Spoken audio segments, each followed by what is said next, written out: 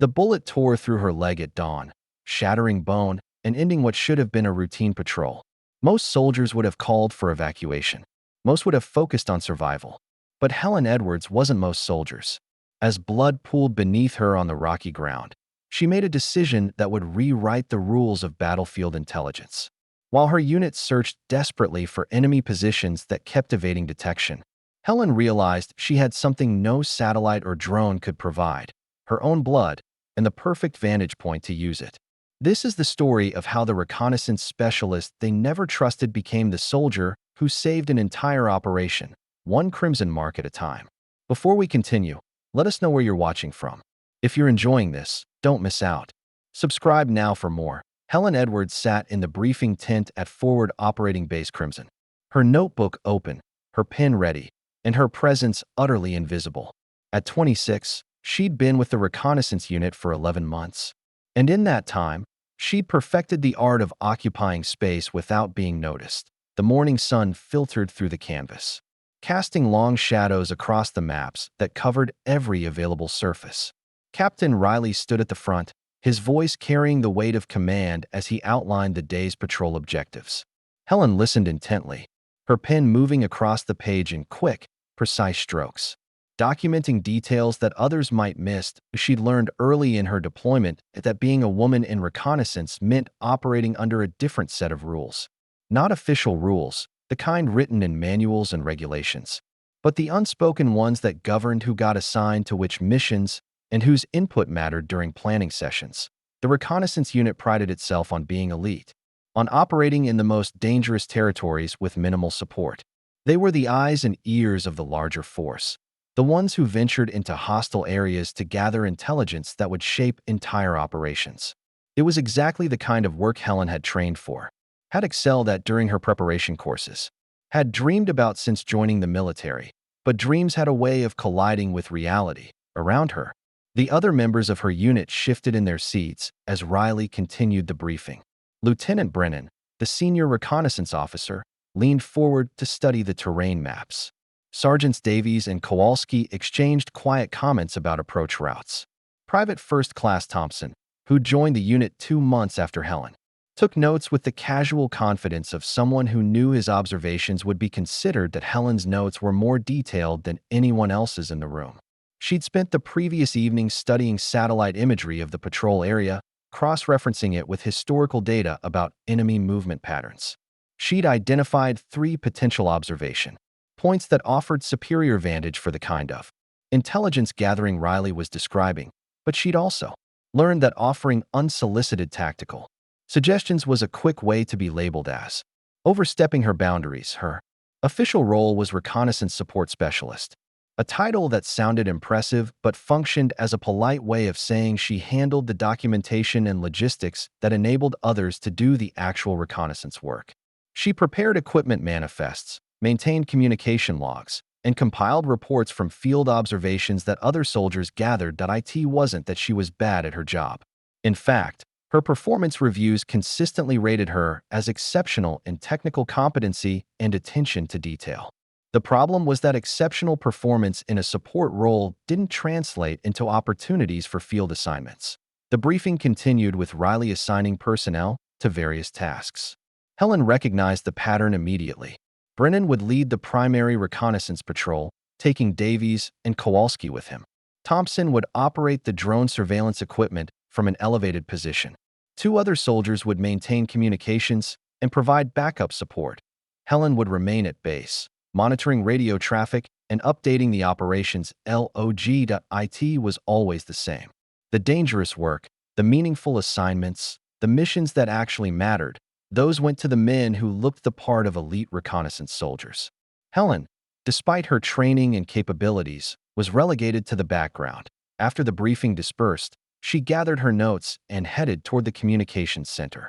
The day stretched ahead with its familiar routine: monitoring radio channels, updating digital maps with reported observations, maintaining equipment inventories, and watching from a distance as others did the work she'd trained to do. The reconnaissance unit operated in a mountainous region where enemy forces had established a network of hidden positions. For 3 weeks, the enemy had been launching attacks, and then disappearing before retaliation could be organized. Traditional surveillance methods were failing to locate their staging areas, and the mounting casualties were creating pressure for better intelligence. Helen had studied every report that came through the communications center. She'd identified patterns in the timing and locations of attacks that suggested the enemy was using a series of concealed positions along the ridgeline. She'd even drafted a detailed analysis suggesting where reconnaissance patrols might focus their attention. The analysis sat in her personal files, unshared and unrequested, in the communications center. Helen settled into her workstation and began the routine checks of equipment and channels. The radio crackled with routine traffic as various units reported their positions and status. She logged each transmission with precise notation, building a comprehensive picture of the day's operations. Through the window, she could see the reconnaissance patrol assembling near the vehicle depot. Brennan was checking equipment while Davies and Kowalski reviewed maps one final time.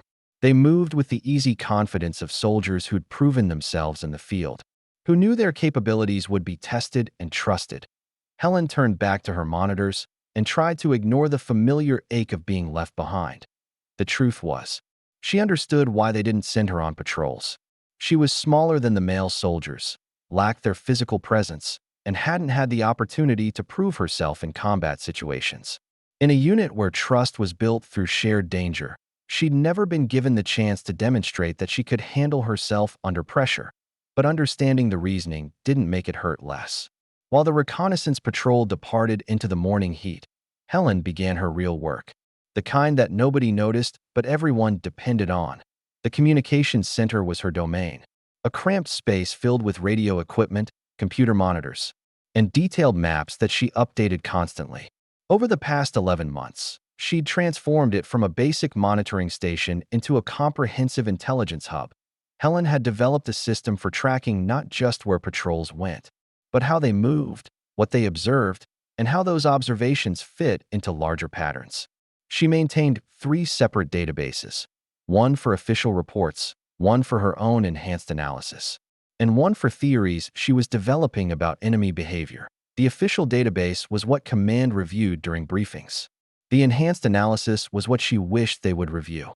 The theoretical database was what she worked on during the quiet hours, building models of enemy tactics that went far beyond her assigned responsibilities. She pulled up the morning's satellite imagery and began comparing it to previous days. The terrain in their operational area was unforgiving, a series of steep ridges and deep valleys that created countless hiding places. Enemy forces had proven adept at using the landscape to their advantage, appearing suddenly to launch attacks and then vanishing before aerial surveillance could locate them. But Helen had noticed something that others seemed to miss. The attacks weren't random. They followed patterns related to solar angles and shadow coverage. The enemy was using specific times of day when natural lighting conditions made their positions harder to spot from the air. She'd documented this in a report 2 months ago, had carefully outlined how adjusting patrol timing and observation angles might improve intelligence gathering. The report had been acknowledged and filed, but no operational changes had been implemented. The radio crackled as Brennan's voice came through, reporting their current position. Helen marked it on her digital map and calculated their rate of progress. They were following the standard patrol route, the same one they'd used for weeks with minimal success. She pulled up her alternative route analysis, the one she developed using topographical data and her observations about enemy patterns. Her route would take the patrol through areas where morning shadows created natural observation corridors, where soldiers could see enemy positions without being easily spotted themselves. But nobody had asked for her route analysis, so it remained in her personal files, theoretical rather than practical. Helen's workstation phone rang. It was Sergeant Davies from the patrol, requesting updated intelligence about a suspicious area they'd spotted. She quickly accessed recent surveillance data, compared it to historical information, and provided a detailed assessment of what they might be encountering. This was another aspect of her invisible excellence. She'd memorized vast amounts of operational data, could recall specific details about terrain features and past incidents with remarkable accuracy. When field units needed information quickly, Helen could provide it faster and more comprehensively than anyone else at the base. But speed and accuracy in a support role didn't translate. into respect for tactical judgment. The morning progressed with its usual rhythm. Helen monitored multiple radio channels simultaneously, tracking not just her unit's patrol, but also the movements of adjacent forces. She maintained awareness of the complete operational picture, noting how different elements were positioned and where potential coordination opportunities existed at midday. She took her lunch break in the small mess area adjacent to the communications center. She never went to the main mess hall during peak hours, had learned that sitting alone while groups of soldiers laughed and shared stories only emphasized her isolation. Instead, she ate quickly and used the time to review her personal research. Helen had been teaching herself advanced terrain analysis techniques, studying how special operations forces conducted reconnaissance in similar environments. She'd downloaded field manuals and tactical studies, had even corresponded with reconnaissance specialists from other units to learn their methodologies. None of this was required for her assigned role. All of it was preparation for an opportunity she might never receive. After lunch, Lieutenant Brennan radioed in with a request that made Helen's pulse quicken. They'd spotted what might be an enemy observation post, but the angle and distance made confirmation difficult. Could she analyze their description against known enemy tactics and assess the likelihood? Helen spent 20 minutes conducting a thorough analysis, cross-referencing the location with attack patterns, studying sight lines and defensive advantages, and calculating probabilities based on enemy behavior models she'd developed. Her conclusion was that there was an 85% chance the position was an active enemy observation post, and she provided specific recommendations for how the patrol could verify this without exposing themselves to unnecessary risk. Brennan thanked her for the analysis and then did exactly what she'd expected. He disregarded her recommendations and ordered a direct approach that prioritized speed over caution. Helen listened to the radio traffic as the patrol investigated the suspicious position. It turned out to be exactly what she'd predicted, an enemy observation post, but one that had been temporarily abandoned. The direct approach had worked this time, but Helen knew it was more luck than judgment. This was the pattern that had defined her 11 months with the unit. Her analysis was requested, provided, and then selectively applied based on whether it confirmed what commanders had already decided to do. When her assessments proved correct, it was treated as expected support work. When commanders chose different approaches that worked out, her alternative recommendations were forgotten. She was valuable enough to consult, but not trusted enough to influence actual decisions. As the afternoon stretched toward evening, Helen continued her monitoring duties while simultaneously working on her enhanced analysis.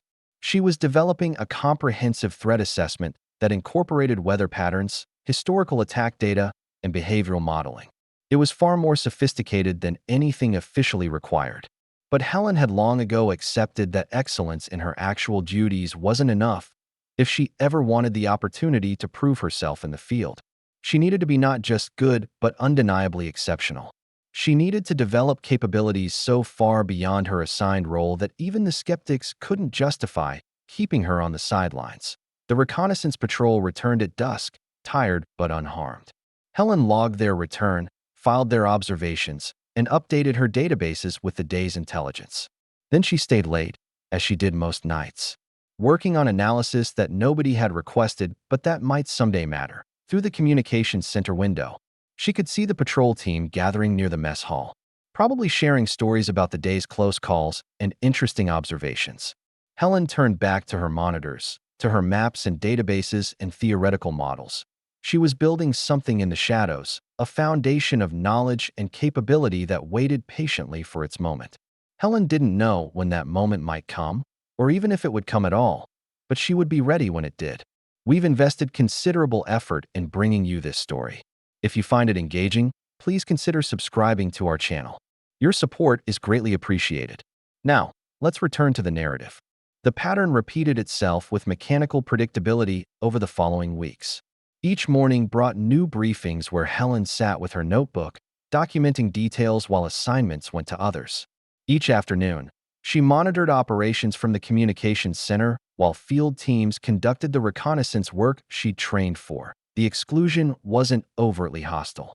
Nobody questioned her technical competence or her dedication to duty. In fact, commanders frequently praised her ability to maintain comprehensive operational logs and provide rapid information retrieval when field units needed support. But praise for support work was fundamentally different from trust in combat capability. Lieutenant Brennan made the distinction clear during a planning session 3 weeks into her deployment. The unit was preparing for an extended reconnaissance mission into particularly dangerous territory, and Helen had prepared a detailed briefing packet that included terrain analysis, historical threat assessments, and recommended observation protocols. Brennan reviewed her work with obvious appreciation, then looked up from the documents. "Edwards, this is excellent preparation work. Exactly what we need for mission planning." He paused, and Helen felt the familiar disappointment coming before he spoke. "Davies will use this during the actual reconnaissance. You'll maintain communications coordination from base." Helen kept her expression neutral. "Sir, I prepared this analysis specifically because I understand the terrain challenges. I could provide real-time assessment support if I were part of the field team." "Your real-time support is most valuable here," Brennan replied, gesturing toward the communications center. "We need someone maintaining the complete operational picture, coordinating between field elements and command. That's a critical role." It was a critical role. Helen knew that. But it was also a role that kept her safely behind the wire while others gained the field experience that would define their careers. The conversation became a template for dozens of similar exchanges. Helen would demonstrate exceptional analytical capability, would prove her understanding of reconnaissance methodology, and would be thanked for her contributions while being excluded from field operations.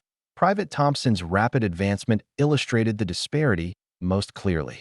He joined the unit 2 months after Helen, with less formal training and lower evaluation scores. But Thompson was 6 feet tall, physically imposing, and fit the image of what a reconnaissance soldier should look like. Within 6 months, Thompson had participated in more field operations than Helen would complete in her entire deployment. Not because he was more capable. The mission reports made clear that his observations were often less detailed and his tactical assessments less sophisticated than what Helen provided from the communications center.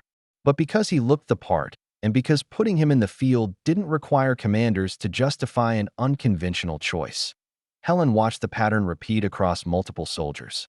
New arrivals to the unit, if they were male and physically imposing, received field opportunities within weeks. Some proved themselves capable.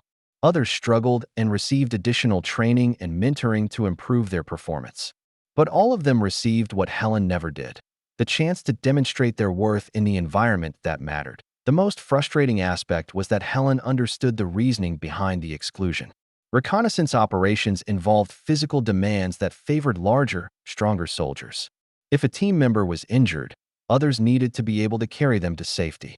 If situations turned violent, physical presence could be tactically significant. These were legitimate considerations. But they were also considerations that ignored everything else Helen brought to reconnaissance work. Her analytical capabilities, her situational awareness, her ability to read terrain and anticipate threats. These skills mattered as much as physical strength in most reconnaissance situations. But most situations wasn't good enough. Commanders focused on worst-case scenarios where physical limitations might become liabilities, and in doing so, they never discovered what Helen's cognitive advantages might contribute in typical operational contexts. The exclusion extended beyond field assignments into the social dynamics of the unit. Reconnaissance teams bonded through shared danger, developing trust relationships forged in hostile territory. Helen, perpetually on the outside of those experiences, remained socially peripheral. She ate meals alone more often than not, sat quietly during briefings while others exchanged knowing glances about field experiences she hadn't shared, listened to stories about close calls and successful observations from which she'd been excluded. The isolation wasn't malicious. Her fellow soldiers weren't deliberately cruel. They simply related to each other through shared experiences that Helen couldn't access. She was respected for her support work, but not included in the brotherhood that defined the unit's culture. 3 months into her deployment, Helen requested a meeting with Captain Riley to discuss field assignment opportunities. She prepared her case carefully, documenting her qualifications and suggesting graduated opportunities that would allow her to prove herself without asking for high-risk assignments immediately. Riley listened politely, reviewed her documentation, and then delivered the assessment she'd expected.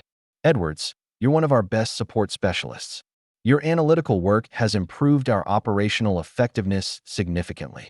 But reconnaissance field work requires capabilities beyond analysis.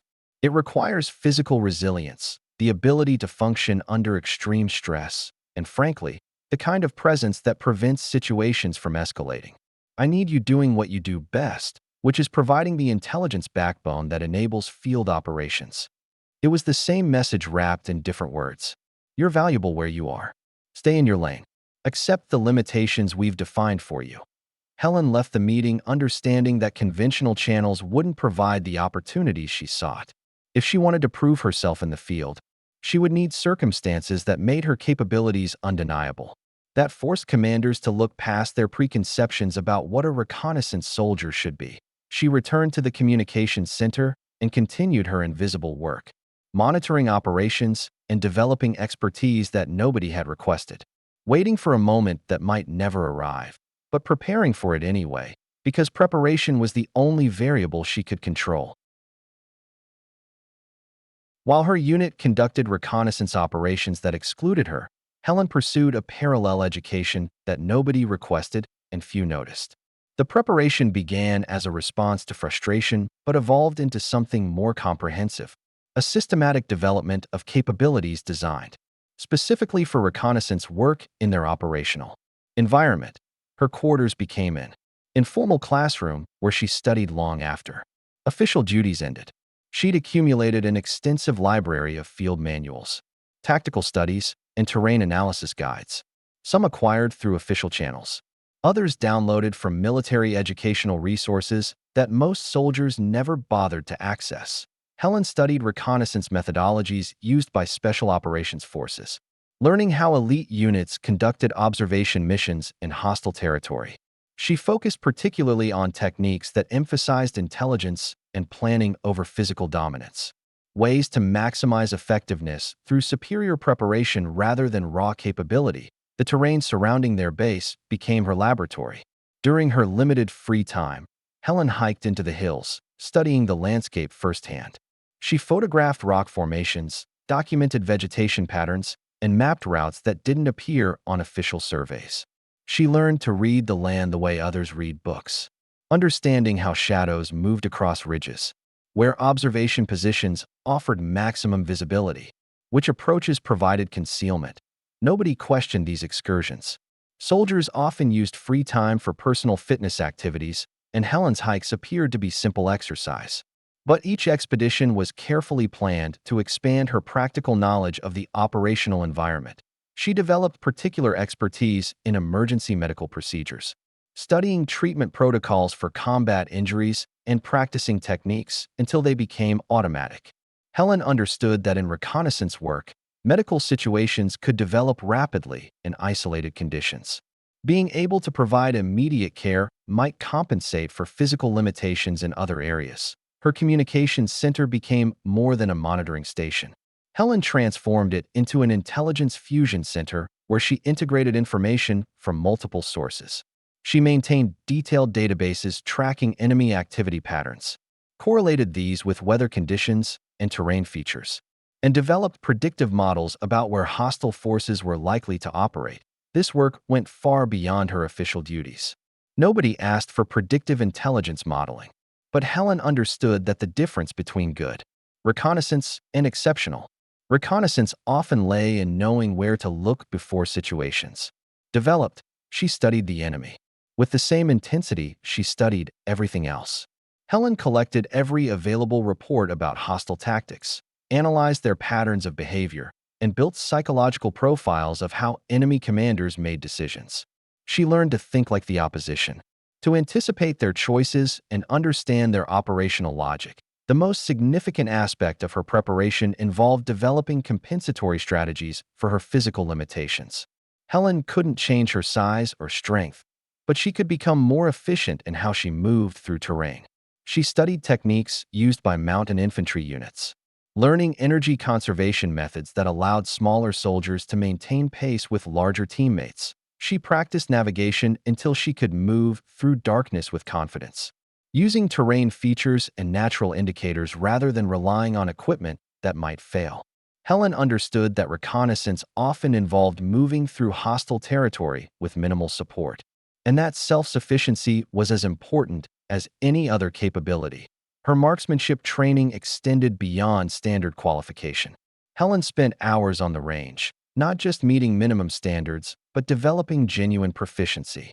She couldn't match the raw firepower of larger soldiers, but she could become accurate enough that precision compensated for power. The preparation was comprehensive, but also lonely. Helen couldn't share what she was developing because doing so would expose how far beyond her assigned role she was operating.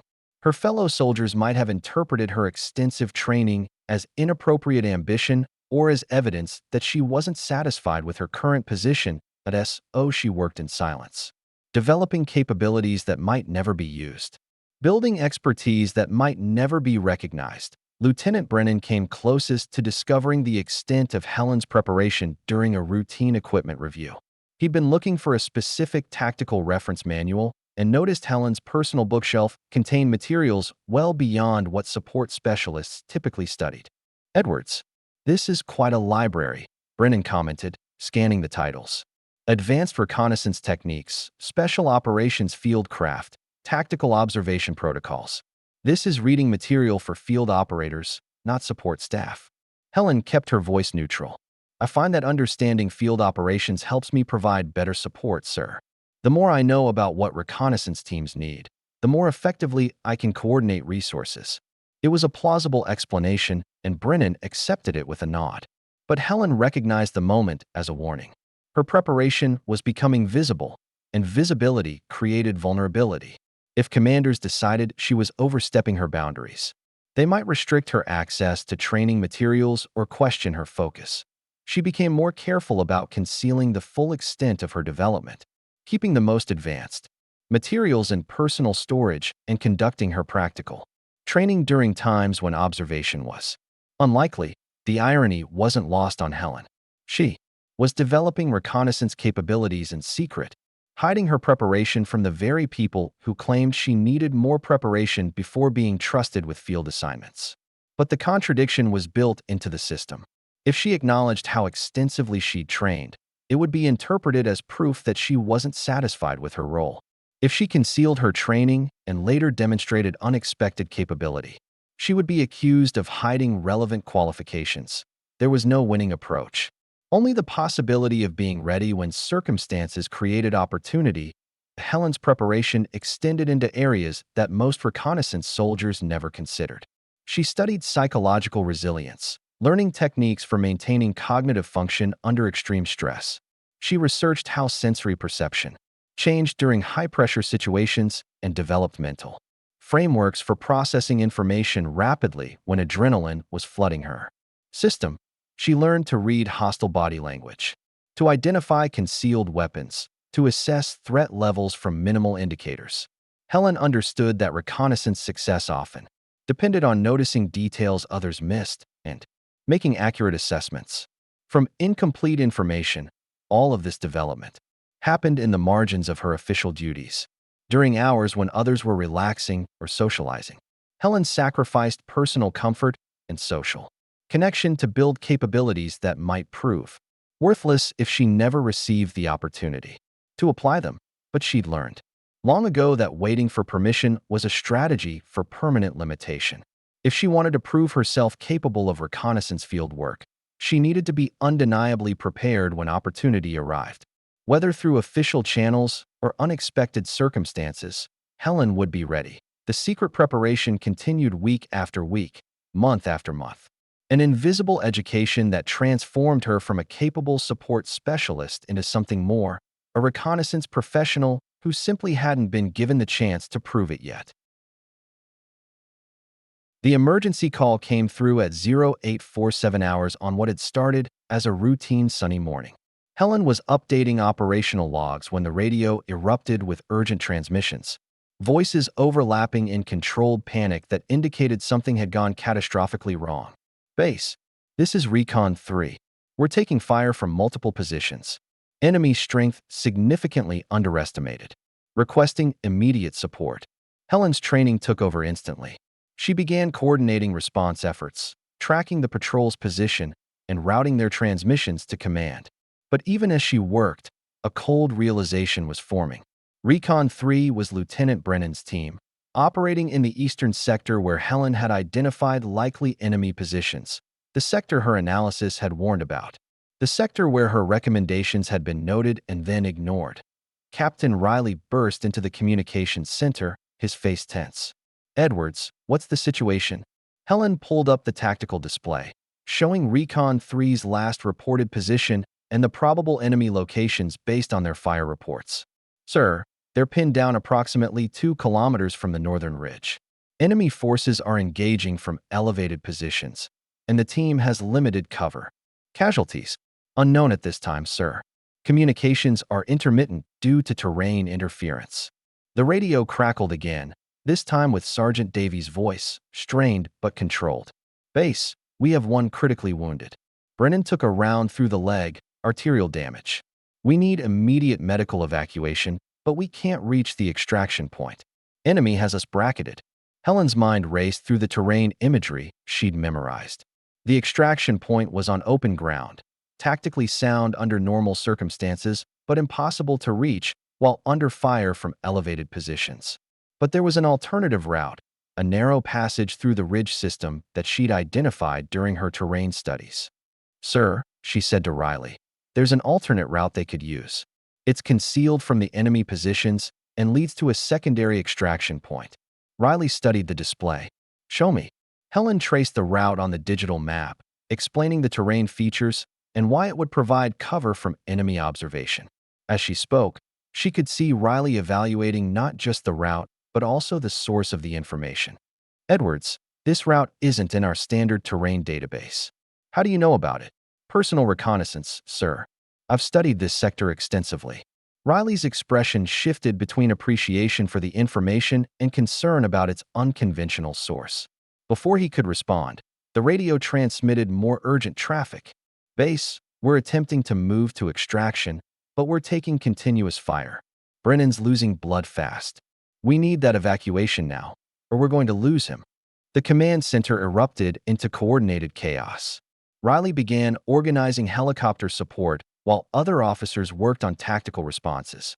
Helen continued monitoring communications, providing real-time updates about the patrol situation, but she was also calculating. The alternate route she'd identified would get the team to safety, but they would need guidance to navigate it while under fire and carrying a wounded soldier. Radio directions alone might not be sufficient, especially if communications remained intermittent. Someone who knew the route intimately could guide them through it. Someone who'd studied every meter of that terrain could make real-time adjustments for obstacles or changing conditions. Helen pulled up detailed imagery of the area, confirming what she already knew. The route was their best option, possibly their only option. But executing it successfully would require more than map coordinates and radio instructions. "Sir," she said to Riley, keeping her voice steady despite the adrenaline flooding her system, "I can guide them through that route. I know every feature, every potential obstacle. If I can reach their position, I can get them to the secondary extraction point." Riley turned to her, his expression a mixture of surprise and immediate skepticism. "Edwards, you're not qualified for combat operations. We'll send a rescue team." "A rescue team will take 40 minutes to assemble and deploy," Helen replied. "Lieutenant Brennan doesn't have 40 minutes. I can be in position in 20 if I use the approach route I've mapped." "Absolutely not. You're support personnel, not a combat rescue specialist." The radio interrupted with Davies' voice, now carrying an edge of desperation. "Base, Brennan's fading. We need options now." Helen looked at Riley, at the tactical display showing the trap patrol, at the maps she'd spent months memorizing. She thought about the conversation she'd overheard weeks ago, about Davies and Henderson dismissing her capabilities. About 11 months of being told she wasn't qualified, wasn't ready, wasn't enough. "Sir, they're going to die while we debate whether I'm qualified to save them." Riley's jaw tightened. He looked at the display, at the deteriorating situation, at Helen's steady expression. She could see him calculating, weighing proper procedure against desperate necessity. "Edwards, even if I authorize this, you don't have combat experience. You'd be going into an active firefight." "I have the knowledge they need to survive," Helen said quietly. "That has to count for something." The moment stretched between them, filled with the crackling of radio traffic and the distant sound of helicopter rotors as evacuation aircraft prepared for launch. Riley was making a decision that would define how he was evaluated as a commander, how he understood the balance between following protocols and adapting to crisis situations. Finally, he shook his head. I can't authorize this. We'll coordinate the rescue through conventional channels. Provide the route information to the rescue team when they're ready to deploy. Helen felt the familiar weight of dismissal, but this time it was different. This time, soldiers were dying while proper channels were being followed. This time, the cost of her exclusion wasn't just personal frustration, but human lives. She looked at the map, at the blinking indicator showing Recon 3's position, at the route only she knew well enough to navigate under fire. Then she looked at Riley and made a decision that would change everything. Understood, sir. But as she turned back to her workstation, Helen was already calculating. How long before anyone noticed her absence? How quickly she could reach the patrol's position? What equipment she would need? Sometimes following orders meant watching people die. Sometimes saving lives meant deciding that some things were more important than permission. Helen had spent 11 months being told she wasn't ready. Today, she was going to prove that readiness wasn't about permission. It was about being willing to act when action mattered most.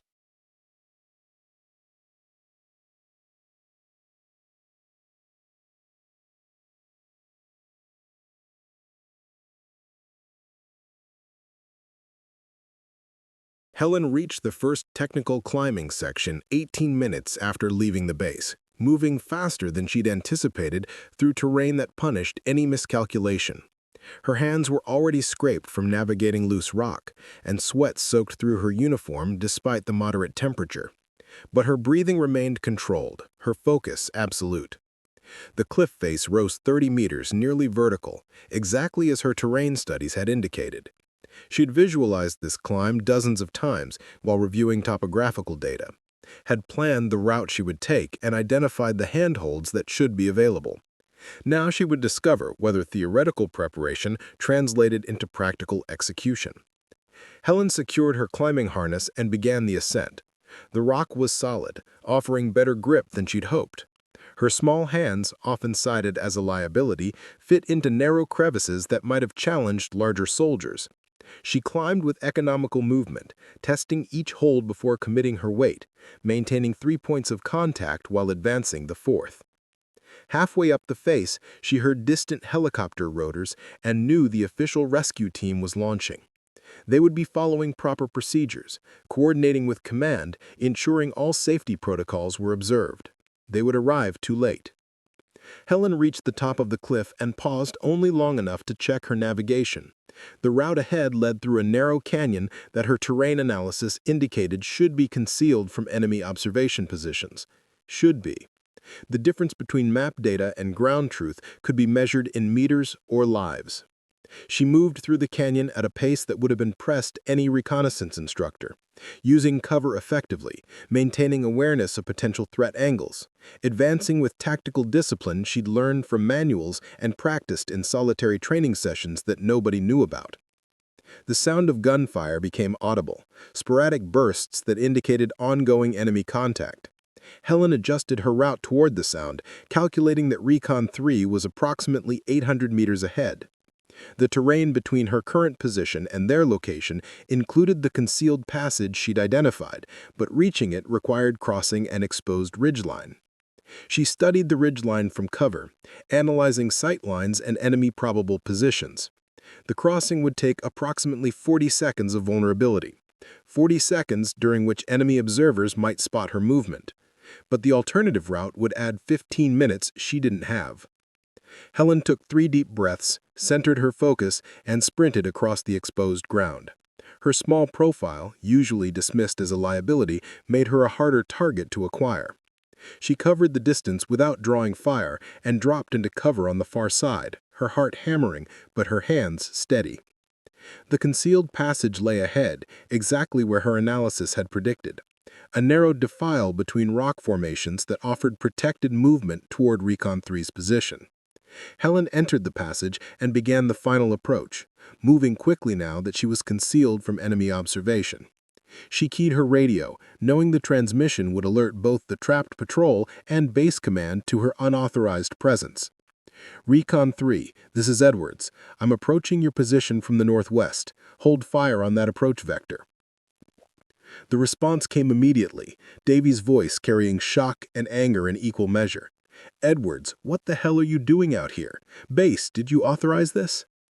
Before command could respond, Helen cut through the confusion. Recon 3, authorization is irrelevant. I know the escape route and I can guide you through it. What's Brennan's status? There was a pause, then Davies replied with professional focus overriding his evident confusion. Critical. Femoral artery damage, massive blood loss. We've applied a tourniquet, but he needs immediate medical intervention or he's not going to make it. Understood. I'm carrying advanced trauma supplies. Maintain your position. I'll be with you in 3 minutes.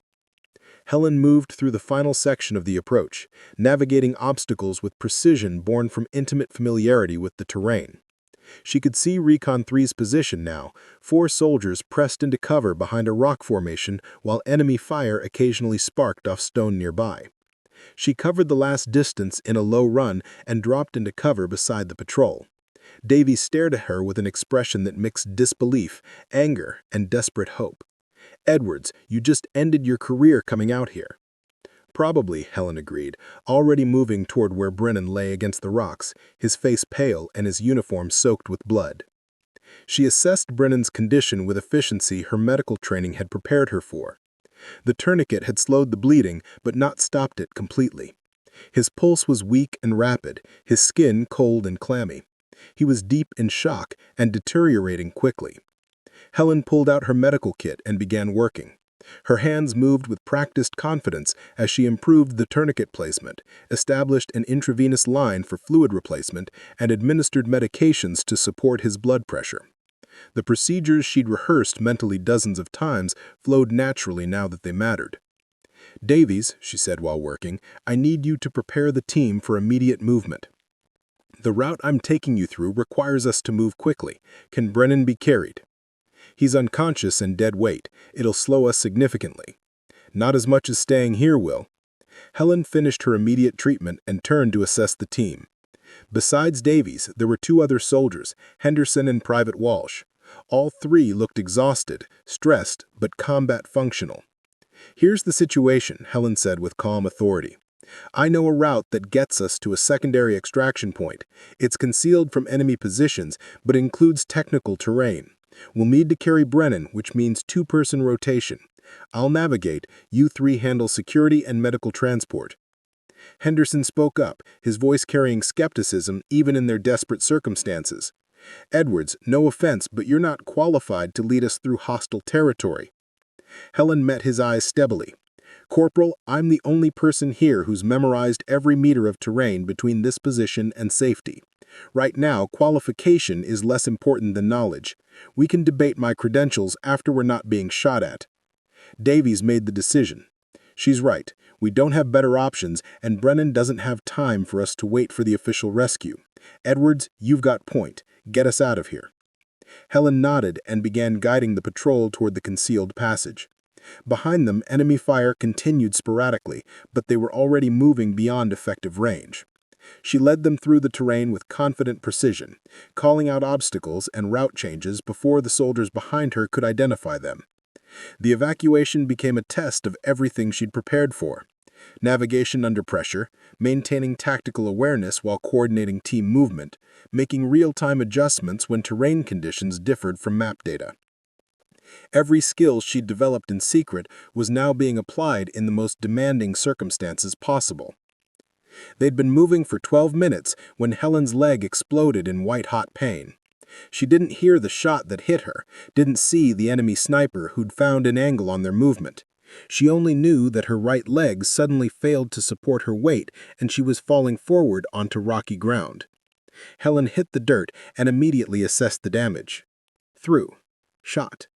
The bullet had entered the outside of her thigh and exited through the back, missing bone but tearing through muscle tissue. Blood was already soaking through her uniform. Davies was immediately beside her, his medical training taking over. Edwards is hit. Hold position. But Helen was already pulling supplies from her medical kit with hands that shook only slightly. "No time. We're 15 minutes from extraction. Keep moving." "You can't walk on that leg," Davies said, examining the wound. "I don't need to walk," Helen replied through gritted teeth. "I need to navigate. You three carry Brennan. I'll direct from here." She was applying a pressure dressing even as she spoke, her hands working with automatic efficiency despite the pain that threatened to overwhelm her focus. The blood flow was heavy but not arterial. The wound was serious but survivable if she could maintain pressure and avoid shock. Helen pulled herself into a sitting position and looked at the terrain ahead. The route continued through the concealed passage for another 300 meters before opening on to the secondary extraction point. They were so close. But as she oriented herself to continue providing navigation guidance, she noticed something else. Her blood was pooling on the rocky ground, bright red against gray stone. And in that blood, she saw an opportunity that her analytical mind immediately recognized. The enemy sniper who'd shot her was somewhere on the ridgeline, probably repositioning to take additional shots at the patrol. Finding that sniper's exact location was critical for the rescue helicopters that would be arriving at the extraction point. And Helen's blood, visible against the pale rock, could mark positions in a way that aerial observers could identify. She looked at Davies, at Henderson, at the route ahead. Then she made a decision that transformed her from being a wounded soldier needing evacuation into being intelligence assets that could save the entire rescue operation. "Davies, give me your compass and keep moving with Brennan. I'm going to guide you to the extraction point and mark enemy positions while you go." "Edwards, you're injured. You need immediate evacuation." "And I'll get it," Helen said, her voice steady despite the pain. "Right after I finish the mission. Now move. That's an order." It wasn't technically an order. She lacked the authority. But Davies recognized the tone of someone who'd made a decision that wouldn't be argued with. He nodded, helped position her where she could observe the route ahead, and then organized the team to continue moving with Brennan. Helen watched them go and then turned her attention to the ridgeline where the enemy sniper was concealed. She had blood, she had knowledge of the terrain, and she had approximately 15 minutes before shock or blood loss degraded her cognitive function. Time to prove that intelligence could be as valuable as physical strength. Time to show that a wounded reconnaissance specialist could accomplish what healthy soldiers could. The pain in Helen's leg had evolved from sharp agony to a deep, throbbing presence that threatened her focus. She'd been sitting propped against the rocks for 8 minutes, using her blood to mark crucial information on her terrain maps while maintaining radio contact with both the evacuating patrol and the incoming rescue helicopters. Her tactical vest was spread beside her, and she'd converted it into an improvised marking board. Using her finger dipped in blood from her leg wound, Helen had created a detailed tactical map showing 3 enemy positions she'd identified from muzzle flashes and sound signatures. The blood marks were crude but effective, bright red coordinates that aerial observers could photograph and interpret. But the bleeding was becoming a serious problem. Despite the pressure dressing, blood continued seeping through the bandage. Helen had already consumed half her water supply trying to stave off shock, and her hands were beginning to tremble slightly when she tried to make precise notations. The radio crackled with Davies' voice. "Edwards, we've reached the extraction point. Helicopter is 2 minutes out. What's your position?" Helen checked her compass and calculated. "I'm approximately 200 meters northwest of your location, concealed in the rock formation. I've marked 3 enemy positions using blood signatures on my tactical vest. I need helicopter crew to photograph these markings for intelligence analysis." There was a pause. Then Davies responded with evident concern. "Edwards, how bad is the bleeding?" "Manageable," Helen lied, looking at the blood-soaked bandage. "Focus on Brennan's evacuation first. I'm secure here." She wasn't secure. The enemy sniper had taken 2 additional shots at her position, forcing her to relocate twice despite her injured leg. Each movement left a blood trail that Helen had intentionally positioned to mark likely enemy observation points. She was turning her injury into intelligence, using her own blood as a battlefield notation system that conventional reconnaissance hadn't provided. The helicopter's rotor noise became audible, growing louder as it approached the extraction point. Helen pulled out her signal mirror and began flashing coded messages toward the aircraft, directing their attention to the enemy positions she'd marked. The pilot acknowledged with a specific rotor dip pattern, confirming they'd received her intelligence. Captain Riley's voice came through on the command channel, tight with controlled anger. "Edwards, when you get back to base, you and I are going to have a very serious conversation about unauthorized operations and chain of command." "Looking forward to it, sir," Helen replied, her voice weaker than she intended. "Assuming I make it back." "You'll make it back," Riley said, his tone shifting slightly. "Because if you die out there after pulling this stunt, I'll never hear the end of it from everyone who said we should have sent you on missions months ago." Helen smiled despite the pain.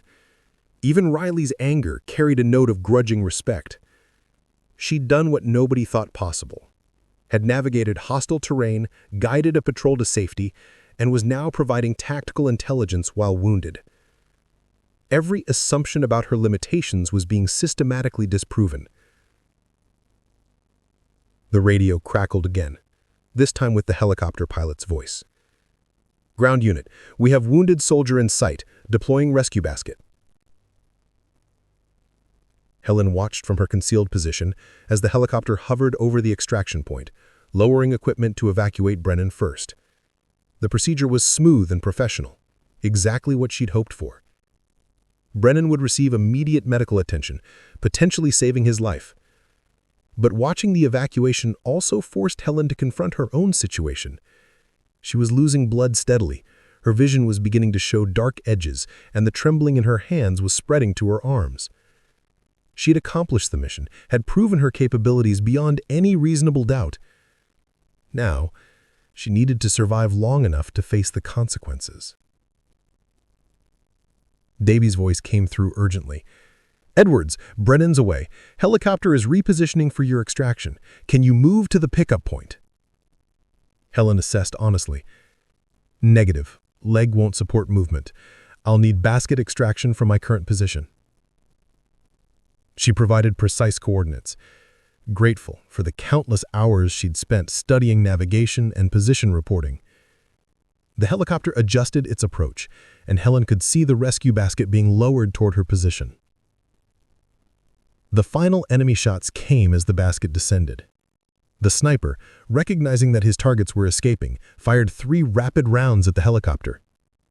Helen watched the tracers arc through the air, saw where they originated, and immediately keyed her radio.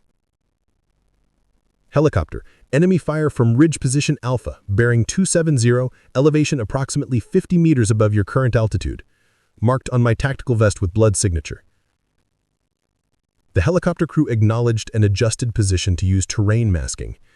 The enemy fire ceased, unable to acquire an angle on the aircraft. Helen had just provided real-time tactical intelligence that protected the rescue operation, all while wounded and operating from an exposed position. The basket reached her, and Helen used her remaining strength to secure herself in the harness. As she was lifted toward the helicopter, she maintained her grip on the blood-marked tactical vest, ensuring the intelligence she'd created wouldn't be lost. The enemy positions she documented could guide future operations, could prevent other patrols from being ambushed. Inside the helicopter, the crew medic immediately began working on her leg wound, applying fresh bandages and starting an IV line. Helen felt the adrenaline that had sustained her beginning to fade, replaced by crushing exhaustion and delayed shock. But before she allowed herself to lose focus, she handed the blood-marked tactical vest to the crew chief. "These markings show 3 confirmed enemy positions. Photograph them before the blood dries. Intelligence needs this data." She'd also discovered something important about herself. The field work she desperately wanted wasn't inherently superior to support work. Both were necessary. Both required excellence. But field operations allowed her to apply her capabilities directly rather than watching others use her analysis. The satisfaction came not from the prestige of reconnaissance work, but from the alignment between her skills and their application.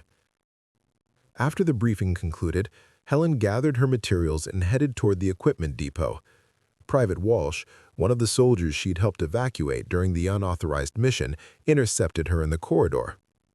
"Ma'am, got a minute?" Helen noted the ma'am with internal amusement.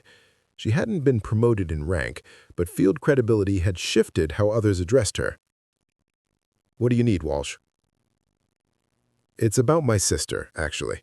She's in basic training, hoping to get into reconnaissance. But she's getting the same response you used to get. Too small, not physically imposing enough, better suited for support roles. I was wondering if you had any advice I could pass along." Helen considered the question carefully. Her path to reconnaissance involved unauthorized action that she couldn't recommend others follow, but the preparation that made that action successful could be shared. "Tell your sister 3 things," Helen said. "First, develop capabilities beyond what your assigned role requires. Don't wait for permission to become excellent at skills you'll need. Second, understand that physical limitations can be compensated for through superior knowledge and planning. Study harder than everyone else. Finally, be ready for the moment when circumstances create opportunity, because that moment won't wait for you to prepare." Walsh nodded, clearly appreciating the guidance. "And if she never gets that opportunity, if the system keeps her in support roles regardless of how prepared she is, then she'll be the best support specialist in her unit. Excellence matters regardless of where it's applied. But she should also know that sometimes systems change when people prove they're capable of more than those systems assumed possible." After Walsh departed, Helen continued to the equipment depot where she was meeting Sergeant Davies to review gear for tomorrow's mission. She found him examining climbing equipment with the careful attention of someone who'd learned that details mattered. "Edwards," he said without looking up, "I've been thinking about what happened 4 months ago, about the conversations Henderson and I had, questioning your capabilities." "Water under the bridge, Sergeant." "Maybe, but it bothers me. We made assumptions based on appearance rather than evidence. We saw size instead of capability, gender instead of competence, and those assumptions almost cost Brennan his life." Davies set down the equipment and met her eyes. "You've changed how this unit thinks about reconnaissance personnel. Not just about women or physical requirements, but about the relationship between preparation and performance. Half the soldiers here have expanded their training because they saw what you accomplished through self-directed development." Helen appreciated the acknowledgement, but also recognized its limitations. "One successful mission doesn't erase systemic issues, Sergeant. There are still female soldiers being dismissed for the same reasons I was, still support personnel being told their analytical capabilities don't translate to field competence." "You're right," Davies agreed. "But precedents matter. You've established that someone your size and gender can excel at reconnaissance work. That makes it harder for commanders to justify excluding others with similar characteristics." They finished the equipment review and walked together toward the mess hall. The base had transformed for Helen over 4 months, from a place where she operated on the margins to an environment where she was integrated into core operations. But she understood that her experience was exceptional rather than representative. Most soldiers who were underestimated didn't get crisis moments that forced recognition of their capabilities. Most worked in obscurity, their talents overlooked, their potential unrealized. Helen had been fortunate that circumstances aligned with her preparation, creating opportunity from emergency. That evening, Helen sat in her quarters reviewing mission plans for the following day. On her desk sat the blood-marked tactical vest from her unauthorized mission, preserved now as a training aid for reconnaissance specialists learning field intelligence gathering. The crude markings she'd created with her own blood had become part of official doctrine, a tangible reminder that innovation sometimes emerged from necessity rather than planning. Her leg had healed well, leaving only a scar that served as physical evidence of what she'd accomplished. Helen touched the scar absently while reviewing terrain maps, remembering the moment when injury transformed into opportunity, when limitation became innovation. She thought about the soldier she'd been 11 months ago, sitting in briefing rooms and being excluded from missions, watching others do the work she'd trained for. That soldier had been competent but invisible, capable but overlooked, prepared but untested. The unauthorized mission hadn't just proven her capabilities to others, it had proven them to herself. Helen had discovered she possessed not just technical skills, but the judgment to apply them under pressure, the courage to act when action mattered, and the resilience to function effectively even when wounded and isolated. Tomorrow she would lead a reconnaissance patrol into hostile territory, using skills that once had been dismissed as inappropriate ambition. She would navigate terrain that others considered impassable, gather intelligence that conventional methods couldn't provide, and demonstrate that excellence transcended the limitations others tried to impose. Helen closed her mission planning folder and prepared for sleep, satisfied with the transformation her determination had created. She'd been told she was too small for reconnaissance, that her analytical focus was inappropriate, that her extensive preparation represented poor judgment rather than professional excellence. She'd proven all of those assessments wrong by being willing to act when others hesitated, by using her own blood to mark enemy positions when conventional methods failed. 4 months ago, she was a support specialist nobody trusted with field missions. Today, she was a reconnaissance professional whose judgment shaped operational planning. The transformation hadn't come through patient waiting or gradual acceptance. It had come through decisive action in a critical moment, through being so undeniably effective that skepticism couldn't survive contact with results. As Helen drifted towards sleep, her final thought was about the soldiers who would follow her path, the ones who would be told they weren't enough, but who would prepare anyway, who would develop capabilities that others dismissed, who would wait for their moment to prove that limitations were often assumptions rather than reality. She'd shown them it was possible. Now they would have to show themselves. The mission ahead would bring new challenges, new opportunities to demonstrate that reconnaissance excellence came in forms that traditional assumptions didn't anticipate. Helen was ready for those challenges, prepared through months of invisible work that had finally become visible when it mattered most. Tomorrow, she would lead. Today, she could rest, secure in the knowledge that she'd earned her place through capability rather than permission, through action rather than patience, through being willing to use her own blood to mark enemy positions when that was what the mission required. She'd proven that sometimes the most important qualification wasn't following orders. It was being ready when circumstances demanded excellence that authorization couldn't provide.